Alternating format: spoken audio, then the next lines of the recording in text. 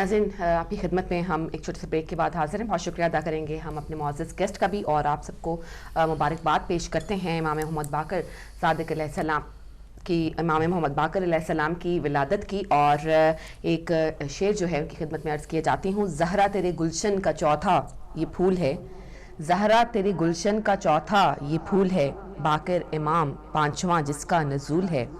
وہ زین العابدین کی ہے گود میں سجاد, نور خدا سے روشن صحن بطول ہے. آپ لوگوں کو ایک بڑی پھر مبارکباد پیش کرتے ہیں. اور علی بھائی بہت ہی خوبصورت انداز میں ہمارے جو محترم گیسٹ تھے انہوں نے جو ہے ان کی سیرت پر گفتگو بھی کی. اور جیسا کہ میرا خیال ہے کہ ہماری ناظرین بھی آج یقیناً ایک دوسرے کو مبارکباد دے رہے ہوں گے. ہم ان کو اپنی کالز میں بھی تھوڑی دیر میں شامل ہو جائیں گے وہ بھی, اور مبارکباد دیں گے. یہ وہ شخصیات, یہ وہ ہستیاں جن کی ولادت منانے کا اور جن کی ولادت پہ ان کی سیرت کا تذکرہ کرنے کا مقصد یہ ہے کہ ہم ایک تجدید کر سکیں اپنے اعمال کی, اور اپنے ساتھ وعدہ کر سکیں کہ ہمیں انہی کے بتائے ہوئے اصولوں پر چلنا ہے اور انہی کے نقش قدم پر ہمیں چلنا ہے. ہم ان کے ماننے والے ہیں تو ہمیں اپنی ہر عمل سے, اپنی سیرت سے اور اپنے ہر لفظ سے ہمارے یہ ثابت ہونا چاہیے کہ ہمیں کسی کو بتانے کی ضرورت نہ پڑے کہ ہم ان کے ماننے والے ہیں. بے شک.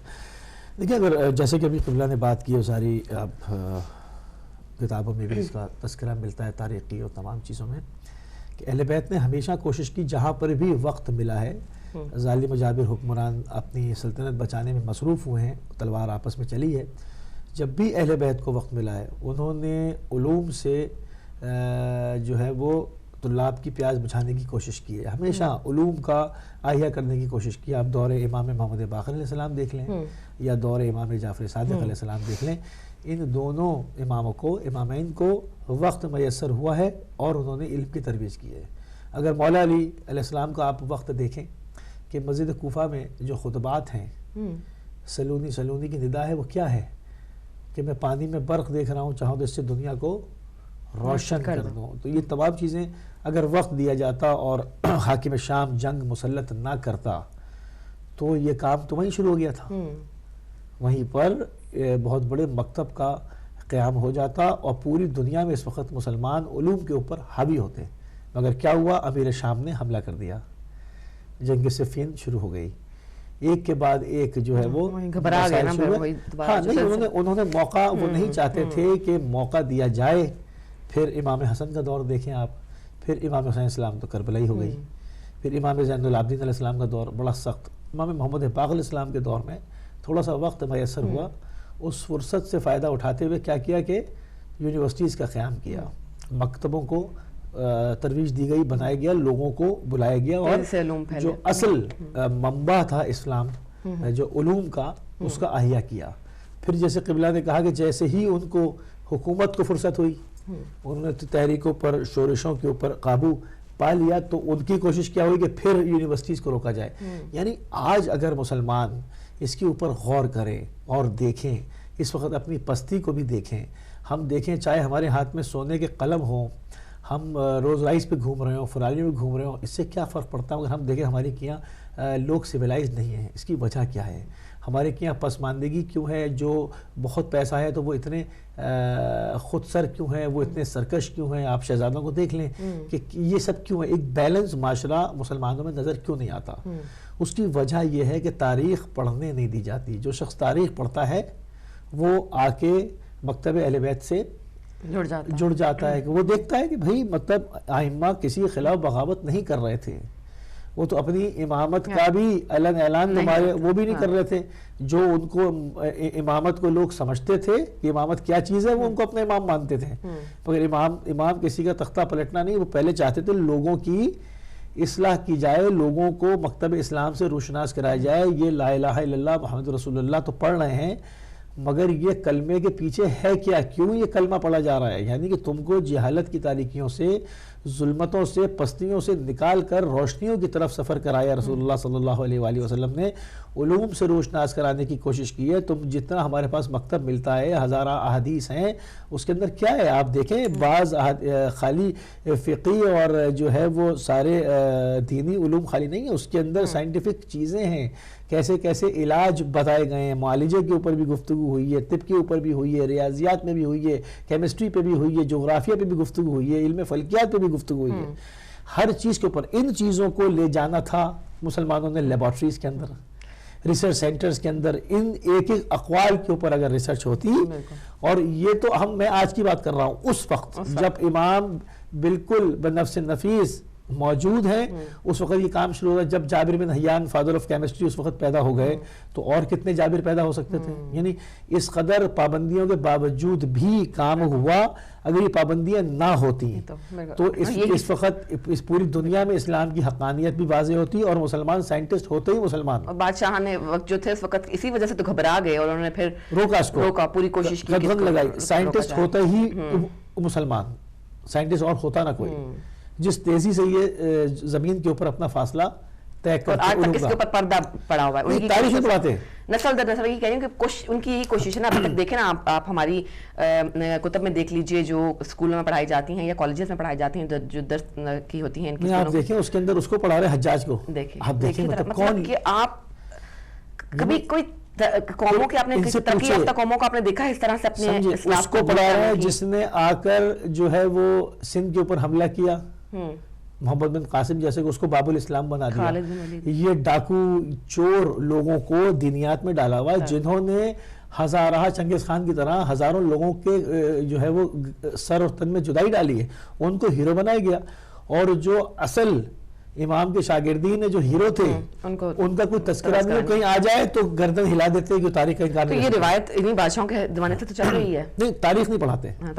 تاریخ کی آپ جب بات کریں گی وہ چلاخپا ہو جائیں گے کہ تاریخ کی تاریخ نہیں پڑھیں. کیوں؟ تاریخ سے بھید کھلتے ہیں، تاریخ سے پول پٹی کھلتی ہے. کیا ہے بھئی، مطلب دو شخصیات کو بھائی بھائی کہہ دینا، اس سے بڑی اور کوئی زیادتی نہیں ہوگی. جو اسلام کی جو پوری ترقی ہے، دیکھیں مسجد کوفہ میں جو خطبہ دیا جا رہا ہے، کیا وہ ان لوگوں سے ہی مخاطب تھے امام جو اس وقت موجود تھے، یا قیامت تک کے لوگوں سے مخاطب تھے؟ وہ ان سے بھی مخاطب تھے، یہ بات نہیں ان سے گفتگو ہی نہیں کر رہے تھے، ان سے بھی مخاطب تھے. مگر ان تمام خطبات کو، ان تمام علوم کو، ان تمام اسرار کو، ان تمام رموز کو قیامت تک جانا تھا. وہ تو ایک بہانہ تھا نا، ایک محل وقوع چاہیے، ایک جگہ چاہیے جہاں خطاب کیا جائے. مگر کاتبین نے اس کو نقل کیا اور قیامت تک کے لیے محفوظ ہو گئے الحمدللہ. تو یہ ضروری نہیں ہے کہ امام جتنے لوگوں کے سامنے گفتگو کریں، چاہے وہ 25 لوگ بیٹھے ہوں یا 10,000 لوگوں کے قلم چل رہے ہوں، ضروری نہیں ہے. اس سے کوئی فرق نہیں پڑتا. امام کی گفتگو، انبیاء کی گفتگو، پیغمبروں کی گفتگو قیامت تک کے لیے ہوتی ہے، کیونکہ وہ الہی میسیجز ہوتے ہیں.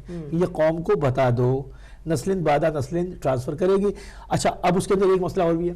امام کی اگر آپ گفتگو کو دیکھیں، نہج البلاغہ کو پڑھیں، تو جن لوگوں کے سامنے امام نے گفتگو کی ہے، بہت سارے علوم کا ایسا ذکر ہوا ہے جو اس وقت لوگوں کے پاس ویکیبلری نہیں تھی. امام نے اس کو تشنا وہاں پہ چھوڑا ہے کہ یہ آئندہ آنے والی نسلیں اس کو کھولیں گی. بعض جگہوں پر ہوائی جہاز کا ذکر ہوا ہے تو کہا آسمان پہ لوہا اڑے گا. اب اگر کہتے ایروپلین یا جہاز اڑے گا تو لوگ نہیں سمجھتے. لوگوں کی ذہنی صلاحیت وہاں تک نہیں تھی. ان کی ذہنی صلاحیت کو دیکھتے ہوئے بھی اور اس کے اندر مٹیریل رکھ دیا کہ آئندہ آنے والے اس کو اپنے حساب سے مولڈ کر لیں گے. پانی میں برف دیکھ رہا ہوں، لوگوں کو کیا آج پتہ چلا بجلی، الیکٹرک کہتے ہیں اس کو. تو یہ تمام چیزیں جو ہیں اس زمانے میں جو خطبات دیے، چونکہ انسان ارتقائی منزل سے گزر رہا تھا، اس نہج پر نہیں آیا تھا، اس اوج کے اوپر نہیں تھا کہ امام کی گفتگو کو درک کر سکے. مگر امام نے جو قیامت تک کے لیے کہنا تھا، وقت نہیں ہے، اس لیے انہوں نے اس کے اندر ان چیزوں کو تھوڑا اینٹینے تک کا آنے کے جو بعد آنے والے لوگ ہیں وہ بھی نہ جانے، ہمیں جو بھی نہیں پتا وہ بہت ساری چیزیں ایسی ابھی اور کھلے گی نا. ابھی تو شروع ہوا ہے ٹیکنالوجی کے دور میں، ہم ابھی آئے ہیں، ابھی تو اس کا طوفان ہوگا. جیسے جیسے سائنس اینڈ ٹیکنالوجی اوپر جائے گی، انسان اور ائمہ معصومین علیہ السلام کی چیزوں کے اوپر ریسرچ ہوگی اور پتہ چلے گا اور کیا کیا کر سکتے ہیں. دیکھیں جو طب معصومین ہے وہ تمام چیزیں ہیں جو لوگ سمجھتے ہیں اور وہ ان چیزوں کو لے جانا چاہیے تھا, اس پر ریسرچ کرنی چاہیے تھی. اس سے ہزار برانچز کھلتی ہیں. مولا فرماتے ہیں کہ رسول اللہ نے مجھ کو علم کے 1000 باب تعلیم کی ہے اور میں نے اس میں سے ایک میں سے ہزار برانچز اور نکالی. تو اگر ہم امام کے ایک قول کو لے جائیں گے اور اپنے اسٹوڈنٹس کے سامنے پیش کریں گے اور اس کو دیکھیں گے تو اس میں 1000 دماغ 1000 جہتیں نکالیں گے. اس میں اندر اتنی گہرائی ہے. اب یہ کام نہیں ہونے دیتے, اس زمانے میں نہیں ہونے دیا. یہ بھی نہیں کر پائے کہ مکمل خدا کے دین کی لو کو خاموش کر دیں, خدا کے چراغ کو بجھا دیں, نہیں بجھا پائے نا. علم کا احیا ہوا. ابھی بھی جو اصل طالب ہیں وہ وہاں تک پہنچ جاتے ہیں جہاں انہیں پہنچ جاتے ہیں. اچھا اب کیا ہو رہا ہے, ائمہ کا دور گزر گیا, یہ سمجھتے ہیں کہ ہم نے اس حساب سے کام نہیں کرنے دیا, مگر چیزیں دیکھیں کتنا قتل عام ہوا, ہجرتیں ہوئی ہیں. جہاں پر سے کوئی ٹکڑا مل جائے ان کے نام کی حدیث, اس کو فوراً غیروں کے نام سے حدیث گڑھ دو اور اس کو جلا دو. لوگوں نے اپنی ابا کے دامنوں پہ حدیثیں لکھی ہیں, درختوں کے پتوں پہ لکھی ہیں, بوسیدہ کاغذوں پہ لکھی ہیں اور اس کو چھپا کے ادھر سے ادھر لے گئے ہیں. جانوروں کی کھال کا چمڑا ہوتا تھا اسی کے اوپر لکھتے تھے ایسے کراسا. تو اس کو اس طرح سے علوم نے ٹریول کیا ہے. ہمیں تو بہت اچھا ہے, ابھی تو 2 چیزیں لکھتے ہیں, ڈاؤن لوڈ کتاب کر لیتے ہیں. جنہوں نے اس وقت ڈاؤن لوڈ کی تھی ان سے پوچھو کس طرح سے کی تھی ایک ایک حدیث کو. پھر رجال کے ماہرین, ایت اللہ خوئی کو 1 لاکھ رجالی آتے ہیں, یعنی سلسلے راویوں کے سلسلے جس کے اندر کوئی بیچ میں مشکوک آدمی نہیں ہو. رجال کے سلسلے ایسے سے لوگوں نے محنتیں کری ہیں, تب یہ چیزیں آپ کے لیے پیش ہوئی ہیں. ہمیں حیثیت, ہمیں اس کی جو وقت ہے ہمیں اس کا اندازہ نہیں ہے, ہمیں کچھ پتہ نہیں ہے. ہم تو ایک کلک کو ڈاؤن لوڈ سمجھتے ہیں کہ ایسے ہی ہوگی. بنو امیہ اور بنو عباس نے جو غارت گری کی ہے, جو کتب خانے جلے ہیں, جو دجلے کو کالا اور لال بہایا ہے, ختم کر دیے. تو یہ ہم جب تک اپنے اصل ہیرو نہیں بنائیں گے اور بچوں کو تاریخ نہیں پڑھائیں گے. دیکھیں اس کے اندر کوئی مکتب کی بحث نہیں ہے, اس کے اندر کوئی باعث ہونے کا کام نہیں ہے. تاریخ پڑھو, تاریخ اسلام پڑھو. میں نے اچھا کیا ہے تو اچھا کیا ہے, میں نے برا کیا ہے تو برا کہو. اس کے اندر کوئی باعث ہو کر کوئی ایک خاص قسم کا چشمہ لگا کے دیکھنے کی ضرورت نہیں ہے. اس کو آپ دیکھیں بالکل نیوٹرل گیئر میں کر لیں اپنے کو, اپنی جو ہے وہ کسی کے ساتھ نہ کریں. یہ دیکھیں تاریخ کیا لکھتی ہے. تاریخ لکھتی ہے کہ بنو امیہ نے, بنی عباس نے حتی الامکان کوشش کی کہ علوم اہل بیت, علوم نبی کا احیاء نہ ہو سکے. اس کو ماننا پڑے گا. جب یہ چیز سمجھ میں آئے تو پھر دیکھو کہ کون کس کے مقابلے پہ کھڑا ہے, اور آج بھی کس کا منہ اتر جاتا ہے حسین ابن علی کا نام آتے ہی. کیوں آج امام محمد باقر ڈے پوری دنیا میں نہیں منایا جا رہا؟ 58 ملک مسلمانوں کے ہیں, جانتے بھی نہیں. نام لو تو یہ کون سے امام ہے, یہ کیوں نہیں جانتے؟ اس کی وجہ یہ ہے, جب تاریخ پڑھیں گے تو پتہ چل جائے گا کہ ہم کو جاہل رکھنے کی وجہ کیا تھی, ہم کو اس طرح سے یہاں تک اس نہج پہ لانے کی وجہ کیا ہے. اور یہ دیکھیں کہ ایک سلسلہ جو اس وقت سے شروع ہوا وہ ابھی تک چھپانے کا وہ چلتا رہا ہے. لیکن علی بھائی ایک اچھی بات یہ ہے کہ جن کو اللہ تعالیٰ نے, جن لوگوں کے دلوں پر تو اللہ نے مہر لگا دی, وہ کبھی نہیں جان پائیں گے, وہ کبھی نہیں سمجھ پائیں گے. لیکن جن کو اللہ تعالیٰ نے ہدایت دی اور جن کے دلوں کو روشن کر دیا, آپ دیکھیے کہ وہ کیسے تڑپ کر اس مکتب کی طرف بڑھتے ہیں اور پھر اپنے دلوں کو منور کرتے ہیں, اپنے ذہنوں کو روشن کرتے ہیں ان علوم کے ساتھ, جس سے یہ ظاہر ہوتا ہے کہ اللہ تعالیٰ نے یہ ان کا علم جو ہے, یہ ائمہ کا علم جو ہے وہ ان لوگوں کے لیے رکھا ہے جو اس قابل ہیں کہ وہ اس کو جان سکیں. کالر کو شامل کرتے ہیں. السلام علیکم ورحمۃ اللہ. وعلیکم السلام. جی مسز طاہر خوش آمدید, فرمائیے. جی شکریہ. میں ایک آپ کے اس پلیٹ فارم سے ایک میسج دینا چاہتی ہوں. جی فرمائیے. حضرت امام حسین نے اپنے نانا کو جو دین دیا تھا اللہ تعالیٰ نے, اس کو محفوظ کرنے کے لیے اپنی گردن کٹا دی اور ایک ایک سانس اپنی زندگی میں لیا تو ان کی محبت میں لیا نبی کریم صلی اللہ علیہ وسلم کی. بالکل. آپ کے بابا نے ایک ایک سانس بھی لیا. زندگی میں کبھی نہیں ہوا کہ کبھی آپ نے نبی کریم صلی اللہ علیہ وسلم کے کسی قول, کسی فعل پر کوئی تنقید کی ہو, یا آپ کے بچوں نے کوئی تنقید کی ہو, یا آج یزید میں اور ان لوگوں میں کیا فرق رہ گیا ہے جو یزید بھی تو اس مذہب کو بدلنا چاہتا تھا, اس کی بنیادیں پھیلنا چاہتا تھا, اور جو یہ کون سی محبت کا اظہار ہے جن اہل بیت نے کبھی سانس بھی اپنی مرضی سے نہیں لیا نبی کریم صلی اللہ علیہ وسلم کی مرضی کے بغیر.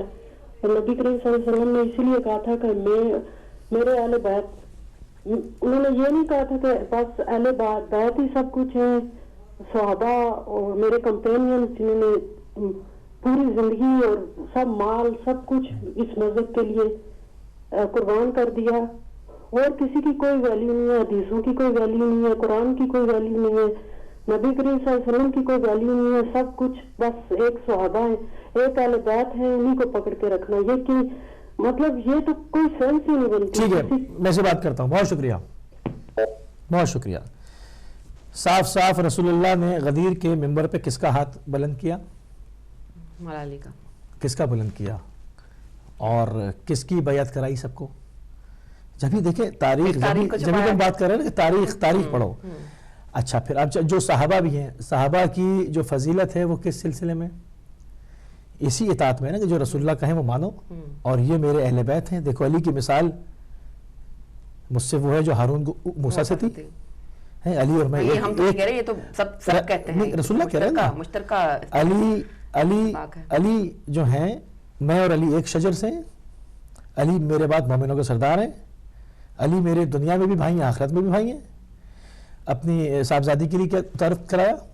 یہ میرے جگر کا ٹکڑا ہے, البازۃ منی, الفاطمہ بازۃ منی, میرے جگر کا ٹکڑا ہے. اس نے فاطمہ کو اذیت دی, اس نے مجھے اذیت دی, اس نے مجھے اذیت دی, اس نے خدا کو اذیت دی. یہ کہنے کا مقصد نہیں کہ صرف اہل بیت کو مانے, بالکل ان کے کیمپین کو کیوں نہیں مانتے؟ جناب ابو ذر غفاری کو کیوں سزا دی گئی, کیوں کو بدر کیا گیا, کیوں جناب میثم تمار کی زبان کھینچی گئی, کیوں جناب سلمان فارسی کے روزے پہ آج تک حملہ ہوتا ہے؟ کیا جناب سلمان فارسی کا مقام کم ہے؟ سلمان منی اہل بیت. ہم تو جب صحابہ کا ذکر کرتے ہیں تو بھی جو ہے وہ پرابلم آ جاتی ہے. بھائی کر تو رہے صحابہ کا ذکر, کون کہہ رہا ہے کہ اب صحابہ کو ہم صرف اہل بیت کی بات کر رہے ہیں؟ ہم تو بات کر رہے ہیں, ہم تو ان صحابہ کی بات کر رہے ہیں جو جناب زہرا کے جنازے میں شامل تھے. ہم تو بات کر رہے ہیں. کیا ہمارے کیا میثم تمار کا نام نہیں رکھا جاتا؟ کیا سلمان کا نام نہیں رکھا جاتا؟ کیا ابو ذر کو بھول گئے ہم؟ تو اب جب ہم اس کی بات کرتے ہیں تو اس کی بات پھر نہیں ہوتی, ورنہ بتایا جائے کہ جناب ابو ذر کو کیوں در بدر کیا گیا اور کس کے دور میں کیا گیا, کیا وجہ تھی. ابو ذر سے زیادہ سچا کیا کوئی ہے جس کے اوپر آسمان نے سایہ کیا ہو؟ رسول اللہ کا ہی فرمان ہے, ابو ذر سے زیادہ سچا کوئی نہیں. تو جناب ابو ذر کو کیوں پھر ملک بدر کیا جا رہا ہے؟ وہ مسئلہ یہ ہے نا کہ علی بھائی فرمان جو ہے وہ دیکھیں, یہاں پر بھی میں رانگ نہیں جا رہا, رانگ نہیں جاؤں گا کہ ٹھیک ہے جو جس مکتب میں پیدا ہوا اس کو ویسی تعلیم ہوتی ہے اور اس کا حق ہے کہ وہ اظہار رائے کرے اپنی اور سمجھے. اور دیکھیں اب اگر شروع سے ممبروں سے فضائل اہل بیت کا اجرا ہی نہیں کیا جائے گا, نہیں بتایا جائے گا, تو وہ چیز پیدا نہیں ہوتی. ان چیزوں کو سامنے رکھنا ہوتا ہے اور تاریخ کا مطالعہ کرنا ہوتا ہے, کتب کو دیکھنا ہوتا ہے, تمام چیزیں ہیں. دیکھیں تاریخ کا مطالعہ بھی تو علی بھائی تب کریں گے نا جب ان کی آنکھوں سے پردہ ہٹے گا. مسئلہ یہ ہے کہ جو ایک چیز پہ اگر ایڈمنٹ ہو جائیں, اپنے آپ کو ضد اس پہ قرار دے دیں کہ نہیں یہی ٹھیک ہے اور تحقیق نہیں کرنی. اللہ تعالیٰ نے اشرف المخلوقات انسان کو بنایا اس لیے کہ جب تم شعور کی پہلی منزل پہ قدم رکھو تو تحقیق کرو, جب ہم باعث نہیں ہوں گے. تو اب یہ کہ اگر آپ نے سوچا ہے کہ آپ کو لگ رہا ہے کہ آپ یہ مکتب فکر آپ کو غلط لگ رہا ہے تو آپ تحقیق کریں اس بات. ہم تو صاف صاف کہتے ہیں کہ مارکیٹ میں موجود ہے نا دعاؤں کی کتاب, آپ کمپیئر کر لیں نا پھر. ہاں مارکیٹ میں دعاؤں کی کتاب موجود ہے نا, صحیفہ سجادیہ, زبور آل محمد موجود ہے نا, اس کو لیں, اس کو اسٹڈی کریں آرام سے. اس کے مقابلے کی ایک دعا کسی کے بھی لا کے دکھا دیں, دعا ہی لا کر دکھا دیں, کسی کی بھی لا کے دکھا دیں. کالر بھی شامل کریں گے. جی السلام علیکم ورحمۃ اللہ. وعلیکم السلام. میں دوبارہ آپ کا ٹائم لے رہی ہوں. معذرت کے ساتھ میں یہ کہنا چاہتی ہوں کہ دنیا میں اس وقت سائنس نے بہت ترقی کر لی ہے, بالکل, اور جو عیسائی اور یہودی ہیں دنیا پر چھائے ہوئے ہیں, لیکن وہ بھی پیغمبروں کو پیغمبر مانتے ہیں اور کتابوں کو, اللہ کی کتابوں کو مانتے ہیں کہ یہ اللہ کی کتابیں ہیں. یہ نہیں کہتے کہ یہ تو ان پیغمبروں نے اپنے دماغ سے یہ سب باتیں بنائی ہیں. ہم سن رہے ہیں سب کچھ, جو کچھ پروپیگنڈا کیا جا رہا ہے اس دین کے خلاف. تو انہوں نے بھی حضرت موسیٰ کو مانا ہے, حضرت عیسیٰ کو مانا ہے, کسی دوسری شخصیت کو اسی طرح کا ایک پروپیگنڈا کر کے اس کو وہ ویلیو نہیں دی, اور نہ ان کتابوں کو وہ اپنے آپ سے کتابیں بنا کے تو ان کتابوں کو ویسی ویلیو دی ہے، اور نہ پیغمبروں کو وہ ویلیو دی ہے کہ کوئی انسان ان کا مقابلہ کر سکتا ہے. جو غیر لوگ ہیں وہ بھی اس طرح نہیں کرتے. ہم مسلمانوں کے اندر سے ایسی جماعتیں اٹھتی ہیں جو نبی کریم صلی اللہ علیہ وسلم کے بارے میں نے خود اپنے کانوں سے سنا ہے. وہ اتنے بڑے بڑے عالم جو کہتے ہیں کہ یہ تو نبی کریم صلی اللہ علیہ وسلم کی اپنی بنائی ہوئی باتیں ہیں، قرآن تو کچھ بھی نہیں ہے، اور مذاق اڑاتے ہیں. اسلام کہاں رہ گیا ان کے پاس. بہت شکریہ، بہت اچھی بات ماشاءاللہ آپ نے کی. بالکل نہیں، اس پہ کرتے بات بہت اچھی بات ہماری بہن نے کی ہے. السلام علیکم ورحمۃ اللہ. وعلیکم السلام جی مدار پیر مولانا مدد جی آنٹی امام باقر علیہ السلام جی جی بسم اللہ کے بسم اللہ. بیٹا ذرا لائن پہ رہیے گا. میں ایک چیز پہلے کہتا ہوں، جیسے ہماری بہن نے کہا نا، بس ہولڈ کیجیے گا. جیسے ہماری بہن نے بھی کہا نا، تو دیکھیں ہم اپنے پاس سے کوئی بات نہیں کرتے. رسول اللہ نے فرمایا نا، اولنا محمد واوسطنا محمد وآخرنا محمد وکلنا محمد. ہمارا پہلا بھی، ہمارا آخری بھی، ہم سب. آپ نے اس میں ایک چیز اور ہم دوسری چیز یہ کہ ہم کسی کتاب کو قرآن کے مقابلے میں پیش نہیں کر رہے ہیں. قرآن خدا کی آخری کتاب ہے، قیامت تک جائے گی، اور یہ دعائیں یا یہ چیزیں یہ سب قرآن ہی کی تفسیر ہے، اہل بیت کی زبانی، اور قرآن اول ہے. قرآن سے زیادہ کوئی چیز محترم ہے ہی نہیں. تو یہ جو اگر کوئی ممبر پہ جا کر اگر کوئی مولوی کسی بھی مکتب فکر کا اس کو تعلق نہیں، مجھے نہیں پتا وہ کون سے تھے کیا تھا، میں چاہتا بھی نہیں کسی کا نام ایسے لیا جائے، جنہوں نے بھی کہا یقیناً ان کو دوبارہ سے پڑھنا چاہیے، توبہ کرنی چاہیے پروردگار کی بارگاہ میں، اور اسٹڈی کریں، رسول اللہ کی سیرت کو ذرا دیکھیں. وہ تمام چیزیں جیسے عیسائیوں نے اگر انہوں نے کہا گیا اور یہودیوں نے یہ پیغمبروں کا انکار نہیں کیا اور ان کو مانا اس وقت، تو یقیناً مسلمان بھی، میں نہیں سمجھتا وہ مسلمان ہی نہیں ہے جو رسول اللہ کا انکار کرے اور قرآن کو نہ مانے. اور اس کے مقابلے میں کبھی کوئی چیز پیش نہیں کی گئی. جو بھی چیزیں ہیں وہ اسی ہی کی تفسیر ہے. اگر نہج البلاغہ میں خطبات آپ پڑھ لیں تو وہ آیات کی تفاسیر ہیں، جو آیات کو کھول کھول کے بیان کیا، لوگوں کو سمجھایا گیا، اس پر خطبے دیے گئے ہیں. نہ کہ اب اس کا یہ الٹا پروپیگنڈا کیا جائے کہ قرآن کے مقابلے میں کتاب پیش کی جا رہی ہے. بھائی قرآن کے مقابلے میں کوئی کتاب پیش کی جا سکتی ہی نہیں. قرآن کی تفاسیر آج بھی ہوتی ہیں، تو وہ قرآن کے بارے میں خطبات ہیں، قرآن کی چیزوں کھول کھول کے بیان کیا ہے. تمہارا رب تم سے یہ فرما رہا ہے. بہرحال اس کا اشتباہ تھوڑا سا ایک عنصر یہ بھی تھا کہ خود سے کریٹڈ بھی ہو سکتے ہیں. جی بیٹا آپ ہم اس بریک کے بعد بھی انشاءاللہ بات کریں گے. آپ بیٹا جی پڑھیں، آپ جو پڑھنا چاہتی ہیں. اللہ وسلم. سب دا امام باقر جیسا کوئی نہیں ہم سارے، سب دا امام باقر جیسا کوئی نہیں ہم سارے. انا دارے سجیدہ، انا دارے سجیدہ، انا سارے جگتے جاوے باقر تیرے سلام جاوے، جگتے جاوے باقر تیرے سلام جاوے. سب دا امام باقر جیسا کوئی نہیں ہم سر. کل عالم دا مغزوم عصمت دا ستواں معصوم، کل عالم دا مغزوم عصمت دا ستواں معصوم. میرا پنجواں جان کی، میرا پنجواں جان کی، یوسف تو مدحتی ہے، نال لا تیرا کے نانا تمہیں نال لا تیرا کے نانا تمہیں سب دا امام باقر جیسا کوئی نہیں ہم سر.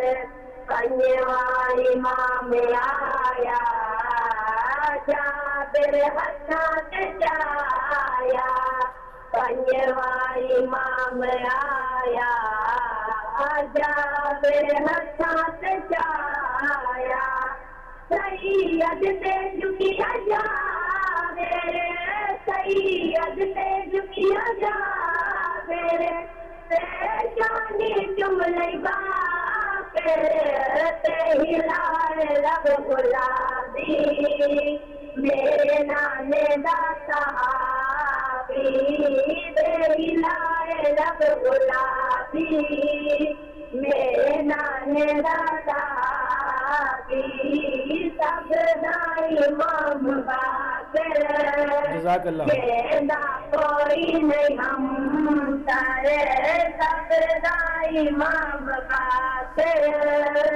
کہنا کوئی نہیں ہم اللہم صلی علی محمد وعلی محمد نعرہ حیدری یا علی خدا حافظ خدا حافظ. ہمارے ناظرین جائیں گے ہم ایک چھوٹی سی مختصر بریک کی طرف اور واپس آتے ہیں آپ کی مزید کالز کو جو ہے شامل کریں گے. لیتے ہیں ایک چھوٹا سا وقفہ.